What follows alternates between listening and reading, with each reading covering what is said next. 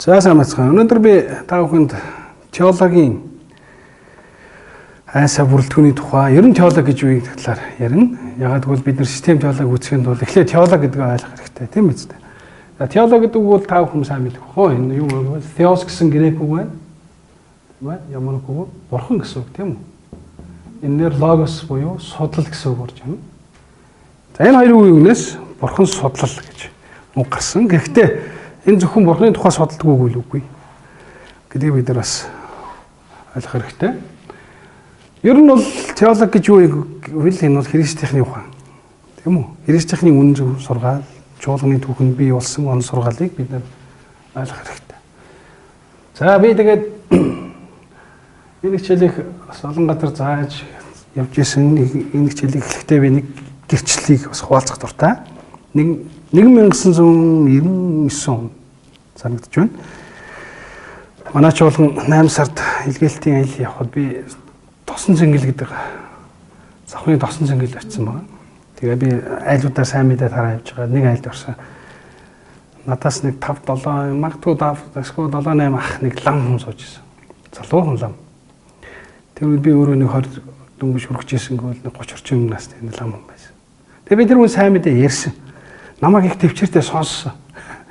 Тэгээд би хүмүүсээр Есүсийн тухай ярьчаад нэг юм асуусан. Та юу ойлгосон бэ гэсэн. Тэр ламын хийсэн үг намайг одооч мартагддаггүй. Тэр ингэж хэлсэн. Манай буддийн гүн ухаан бол далаа мэт уу юу гэж. Дөнгөж сая чиний ярьсан зүйл тэрхүү далаад хөвж байгаа зомгол мэт уу юу гэж. Тэр би юу шийдэж чадаагүй гайхаад өнгөрсөн. Дараа нь би яг тэр зундаа намарн тийм ээ Библийн сургуульд орсон. Тэгээ би Библийн сургуульд ороод нэг юм ойлгосон. Юу ойлгосон гэхээр манай христэл чи өөрөө бүр маш том агуу том далай байж тийм. Би тэр хүнд нэрэл бас өөрийнхөө агуу том далайнхаа хамгийн ихний хэсгээс тийм ярьж өгсөн юм байна гэдэг. Нэрээ ярих юм бол буддизм бол манай эртний өмнөх 5 дугаар зууны үе тийм ээ үүсэж байгаа. Харин христэл бол бүр тэрнээс өмнө 1-р мянган гэхэд Давид хаан амьдарч байлаа. Тэрнээс дахиад 500 жилийн өмнө Мөсе амьдарч байлаа. Бүр тэрнээс цаашаа яах вэ? Хин амьдарч байна. Авраам амьдарч байлаа тийм гэх мэтчлээ. Тэгж ярих юм бол бид нар яах вэ? Манай христэтгэл хаас Авраамаас эхлэх юм бол 3-4 мянган жилийн тухай ярьж байгаа. Энэ түүхийн туршид бий болгож байгаа христийнхний тийм ээ хүлээмжшүүлсэн итгэл үнэмшлийг бид нар теологи гэж нэрлэж байгаа. Гэхдээ мэдээж Библиэд суурилна. Библи бол бидний одоо гол итгэл ямаа суурь болж байна. За тэгээд өмнө би бас чуулганы түүх та нарт ирж байсан. Тэгэхээр би бас айсавын тухай яагаад яриад идэв вэ гэхээр ер нь анхны бүтэц бүрэлдэхүүнийг ойлгочвол цаашаа нарийсээр явхад их чухал байдаг. За тэгэхээр хэрвээ бид нар далаа гэж үзэх юм бол христтгэлийн ухааныг бид нар далаа гэж үзэх юм бол нэг том талаа бол яалтчгүй яг Библи судлалын төв гэсэн нэг том далаа байдаг тийм ээ. Явж бүх юм Библи судлахаас эхэлнэ шүү дээ тийм ээ. Бүх юм Библи судлахаас л эхэлж байгаа. За Библи судлал дотор маш олон юмнууд орж байгаа.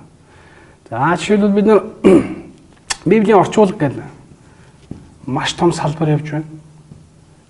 Бид нар мэднэ грек хэлнээс, еврей хэлнээс, арамей хэлнээс тийм үү? Библийг орчуулдаг. За Библийн орчуулга гэдэг бол маш том салбар. Энэ бол өөрөө яг хэл шинжилгээ гэдэг шинжлэх ухаантай маш холбоотой ийм салбар ухаан гэдэг ойлгох. За бидний сайн мэдэх hermeneutics гэж байна, тийм үү? Юу гэсэн үг вэ? Энийг орчуулахад хэцүү тийм Hermes гэдэг бурхны нэр. Гэтэ яг Библиэд бол теологи hermeneutics гэдэг бол Библи тайллын ухаан гэж хэлж байгаа. Библи тайллын ухаан. Яагаад ийм ухаан бий болчих вэ? Яагаад гэвэл түүхэн Библийг янз бүрээр тайлбарсан. Явж гаж урсгал ягаад гардаг вэ гэхээр Библи тайллыг яаж ойлгох хийснээс болдог. Энэ чинь үндсэн нөхгүй. За Библи судалтай холбоотой өөр нэг зүйл бол яалтч байхгүй яг одоо Библи судлалын аргууд байна доо. Өөр янз бүрийн одоо бидний мэддэг нэг чимээгүй цаг тийм ээ. Одоо янз бүрийн нэг Библи судалтай холбоотой жижиг символын хичээл мичээл. Энэ бүгд яг Библи судал гэдэг юм бас багтаж явна. За гэтэл дараагийн нэг том айсаа байна. За би дараагийн хичээл дээр ямар энэ тухай ярих гэдэг байна. Систем теологи. За би теологи гэдэг ингээд авчилж. Систем теологи ерөнхийдөө 8 сэдвүүд хариулж байгаа. 8 сэдв гэдэг дотор нь юу орох вэ? Эхлээд бичвэр буюу Библи гэж юу вэ гэдэгт хариулна. Дараа нь Бурхан гэж юу вэ гэдэгт хариулна. Дараа нь Есүс Христ гэж хин юм бэ? Дараа нь ариун сүнс гэж хин юм бэ? Дараа нь хүн нүгэл гэж юу юм бэ гэдэгт хариулна. Энэ хоёрыг зарим систем теологийн номуудад туссан сэдв болгоцсон ч байдаг, эсвэл нийлүүлсэн байдаг. Нүгэл гэж юу юм? Хүн гэж юу юм? За дараа нь чуулган гэж юу юм бэ гэж хариулдаг. За тэгээд эцэст нь юу? Чуулган тий эцэг юм. Эцэст нь авралын онол гэж байна. Аврал юу юм бэ гэж. За энэ 8 асуултанд бид нар хариулна. Систем теологи. За дараагийн нэг зүйл бол Библийн теологи гэж нэг юм байна. За Библийн теологи гэдэг бол яг үндсэн 8 сэдвийн тухай хариулахгүй. Ер нь Библийн бүх сэдвүүдэд хариулж байна. Гэхдээ нэг л юм ялгаатай. Юугаар ялгаатай вэ гэхээр энэ 8 сэдв 66 номон дээр суурилдаг. Тийм баха. Харин энэ Библийн теологи бол 66 дээр нэг чуулганы түүх гэж орж ирдэг. Өөрөөр хэлбэл тухайн сэдв түүхийн туршид Библиэс халиад түүхийн туршид 2000 жилийн турших чуулганы түүхэнд яаж хөгжиж ирсэн бэ гэдгийг судалж эхэлж байвал бид яг энийг Библийн теологи гэж хэлнэ. Жишээлбэл пастор шинэ гэрээ үүсгэх юм бол тэнд яг одоо ахлагч гэдээ орчуулсан байна. Бид нар тийм ээ. Эсвэл харгалзагч гэдээ орчуулсан байна. Нэг л удаа Эфес номдэр хончингээ явуулсан байна. Гэтэл пастор гэдэг нэр томьёог хизээ бий болж байгаа бол хожим сүүл энэ нь латин орчуулга юм байдаг. Пастор гэдэг бол яг латин үг шүү дээ. Хончин гэсэн үгийн орчуулга. Гэхдээ өнөөгийн протестантуудад пастрын засаглалууд бий болж байна. Пасторууд өнөө үед засаглаж чуулганыг одоо тийм ээ өдөртөж байгаа. Энэ хаанаас улбатай юм бэ? Мэдээж суурин Библи. Гэхдээ түүхэн хөгжлийн явц нь яг Библиэс хальцсан байдаг. Орчин үеийг ойлгох хэрэгтэй. Хэрвээ ингэж үзэж явах юм бол бид үүнийг Библийн теологи гэж хэлдэг. Маш олон зүйл байна. Хөгжим байна, мөргөл байна, мөргөлийн ухаан дээр их тод харагдана. Мөргөлийн ухаан дээр бид харах юм бол анх Адам дахил өргөж исэн бол 21-р зуунд бүхэл бүтэн чуулган бөмбөртэй тийм ээ амьд хөгжимтэй бижигнэж штэ тийм үү. Тэгэхээр түүхийн маш балдар эртнээс мөргөлийн ухаан яаж хөгжиж ирсэн бэ гэдгийг бид нэр яг судалж байвал энийг бид нар Библийн теологи байна гэж хэлдэг. Мэдээж сэдв бол Библиэс гарч ирнэ. За дараагийн нэг зүйл бол түүхэн теологи гэж хэлдэг. За түүхэн теологид юу ордог вэ гэвэл чуулганы түүх. Чуулганы түүхийг бид нар юу гэж үзсэн? Өрн дорны түүх гэж үзнэ тийм ээ. За дараагийн нэг теологид ордог нэг зүйл бол археологи. Библийн археологи гэж. За энэ бол чухал сэдв. Манайд хөгжихгүй л дээ. Яг л манайх бол Библийн бус нутаг биш байж байгаас. Харин Библийн бус нутагт бол яг одоо Библийн археологи бол өндөр хөгжсөн байгаа. Тийм ээ. Айл эрт Египтэд еврейчүүд яаж амьдарч ирсэн? Канаан нутагт яаж амьдарч ирсэн? Ерөнхий хот хаан байсан? Иерусалимд барьсан тийм ээ. Одоо Нехмаягийн барьсан хаан байсан гэж ухаж гаргана шүү дээ. За энэ бол яг чуулганы түүхэнд орж явдаг. Түүхэн юм үзэгдэл байна. Судлагдах юм байна. За энэ дээр мисологи орж болдог.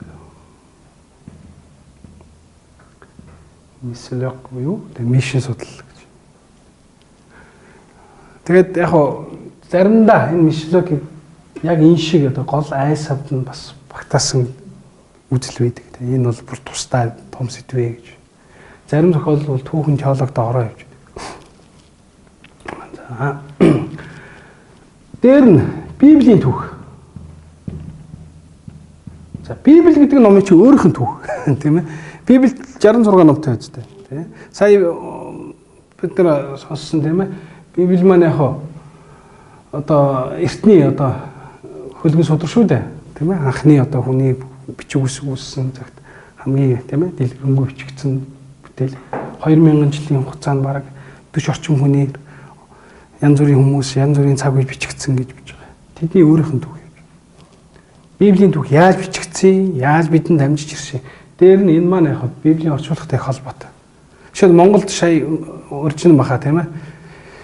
Библи орчуулгын 710 170 жилийн түүх гэж ярьлаа шүү дээ тийм ээ. Баяр тэмдэглэлээ. Энэ бол Библийн түүхийн тухай ярьж байна. Өөрөөр Монгол Библи хизээ хэвлэгдсэн, хаана анх хэвлэгдсэн, ямар хэл дээр бичигдсэн, ямар бичгээр хэвлэгдсэн. Тийм үү? Одоо орчин үеийнхаар бол хэдэн Библи зарагдсан, хэдэн Библи тараагдсан гэдэг ч юм. Энэ бүгдийг судалж идэг, нягтлж идэг энэ түүхийг Библийн өөрийнх нь түүх гэж. Библиэтэй холбоотой түүхүүдийг хэлж байна. За ингээд эцэст нь бас нэг том сэдв байна. Энэ бол практик теологи тийм ээ. Би сая хэлсэн миссиологийг зарим тохиолдолд ном бүтээл ийшээ оруулах тохиол байдаг шүү. Энэ өөрөө бас их том салбар. Одоо би яг энд бол түүхэн теологи руугаа оруулчихлаа. За тэгэхээр практик теологт бүх юм байна. Тийм ээ. Энд ороогүй бүх юм байна. За жишээлбэл мөрөглийн ухаан байна. За надад нэлээд байгаа. Номлох ухаан байна. Юу? Христч ёс зүй байна. Христчин зөвлөгөө байна. Тийм ээ. Зөвлөгөө өөр юу вэ? Магтаал мөрөглийн ухаанд орчин тийм ээ. Өөр юу? Зөндөө юм байна дөө. Одоо бидний бусад зүйл. Хүүхдийн зүйл ааварна. Өсвөр үетэй ажиллах нь гэл гэх мэтчлэн. Номлох ухаан, тэгээ пастрын ухаан байна. Тийм ээ. Пастор хончлолын ухаан байна.